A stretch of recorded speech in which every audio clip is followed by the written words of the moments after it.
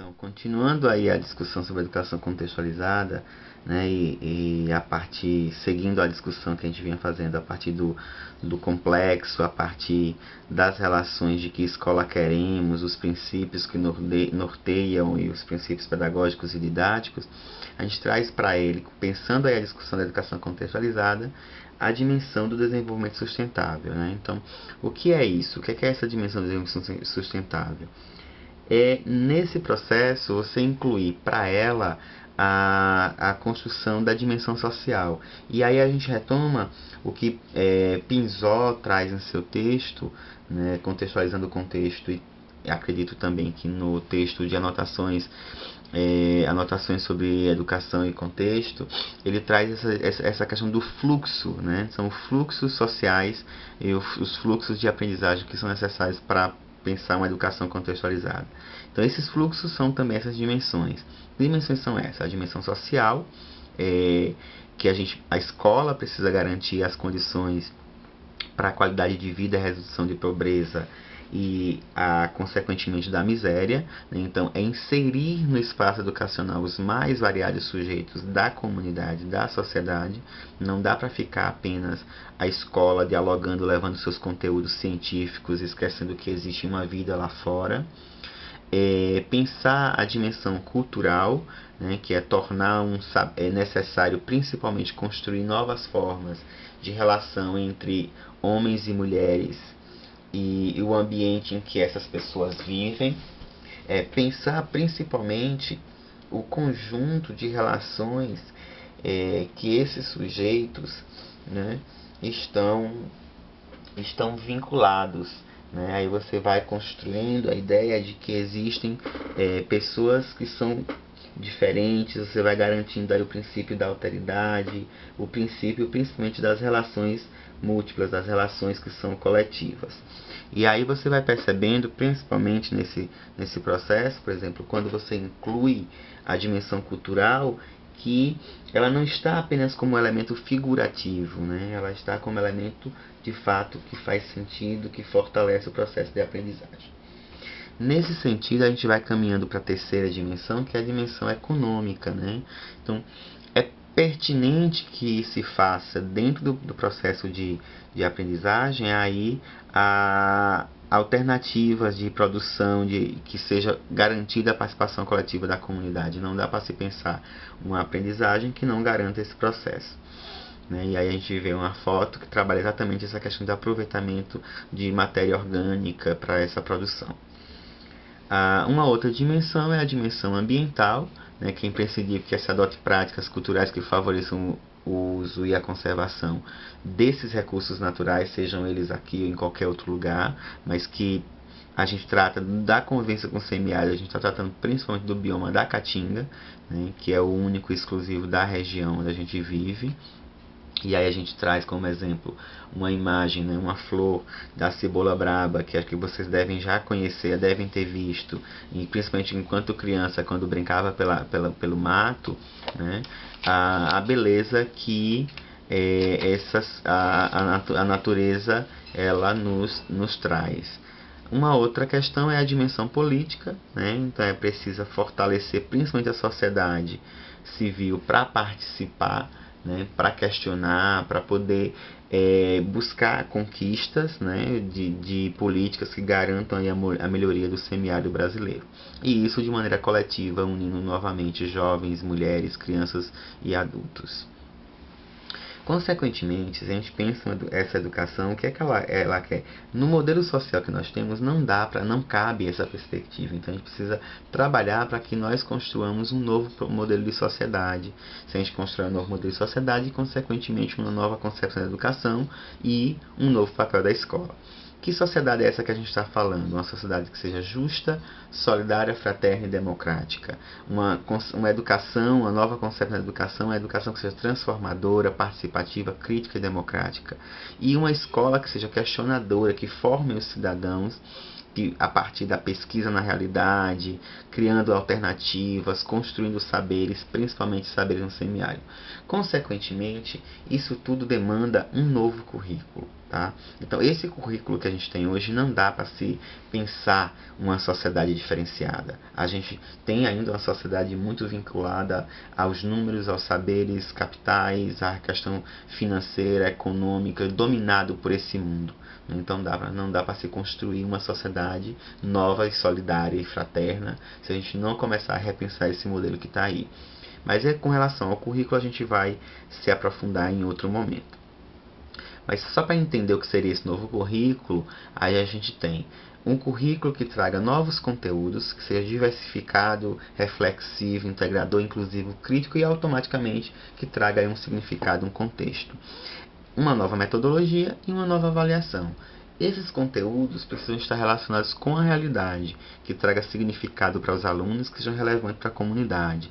A metodologia ela tem que ser de construção coletiva, com uma dinâmica de diversidade de método que seja inovadora. Se a metodologia não der conta disso, a gente não vai produzir, consequentemente, as mudanças necessárias que a gente espera.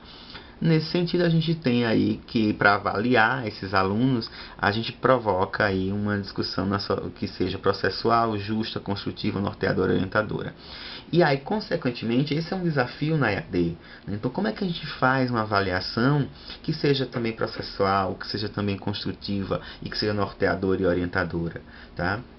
Então a gente, de certa forma, fica restrito na EAD, na formação de professores à distância, né, ou nos cursos à distância, ainda presos e engessados aos mecanismos formais da avaliação escrita, da avaliação do texto, né? E aí, assim, até para a gente propor algo que é diferenciado, precisa que vocês, alunos, também topem, né? E eu lembro que o semestre passado, quando trabalhávamos com fundamentos antropológicos da educação, essa foi meu maior desafio, que era construir uma nova perspectiva de avaliação onde fosse considerado de fato a participação, a coletividade e a construção. Tá? Para essa disciplina, eu já trago o elemento da avaliação apenas como um marco pontual, mas ele não é o elemento X, o fim. O fim, dentro do processo avaliativo, é de fato a aprendizagem. Tá? Agora, infelizmente, precisamos ainda ter um demarcador numérico para poder fechar a avaliação. E aí, para dar conta disso, é que a gente faz as avaliações que estão previstas e que foram já dialogadas. Nesse sentido, a gente caminha então para 3 questões dentro do currículo, né? Que é pensar a construção desse processo de aprendizagem a partir principalmente da transposição didática, da interdisciplinaridade e da contextualização. Então, a transposição didática, na verdade, para cá, a gente tem utilizado ela no sentido mais da transformação didática, né? Então, transformar didaticamente os elementos e as construções. E essa transformação didática que a gente traz, ligada aí a esse processo, ela é a ação da fabricação artesanal dos saberes, ou seja, é o cotidiano, é o construir dia após dia a aprendizagem com os alunos. E esses alunos, esses conteúdos, eles precisam ser tornados ensináveis, exercitáveis e passíveis de avaliação.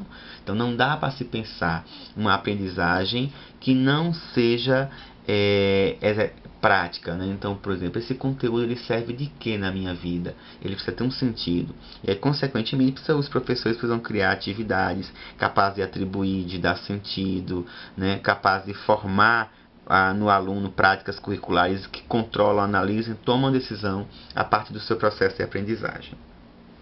Nesse sentido, a gente vai então para alguns recursos, que é a interdisciplinaridade, o processo interdisciplinar, ele dialoga principalmente nessa realização de atividades que favoreçam a vivência de situações reais, simule os problemas do contexto da vida real, e ele extrapola principalmente a fragmentação do conteúdo numa disciplina. A ideia da interdisciplinaridade é construir coletivamente esse conhecimento, matemática transitando no português, na história, na geografia, e coletivamente sendo construída a aprendizagem. E aí a gente vai dialogando, que aí vem fechando na contextualização, que é situar as informações em seu contexto, dar sentido e romper para recompor o todo, para entender as partes, né? Promover aí, como apresenta Morin, uma inteligência geral, né? E aí rompendo e referindo-se ao processo do complexo, né? Percebam que toda a discussão da educação contextualizada, ela dialoga para um conjunto de complexidade, um conjunto de elementos que não estão apenas no espaço isolado. E aí a gente vai, então, finalizando essa discussão nesse momento, dizendo o seguinte, que todo conhecimento ele deve contextualizar o seu objeto para ser pertinente. Então, quando Morin nos provoca a pensar dessa forma, ele nos provoca principalmente a compreender que o universo da escola não pode estar distante do universo dos alunos.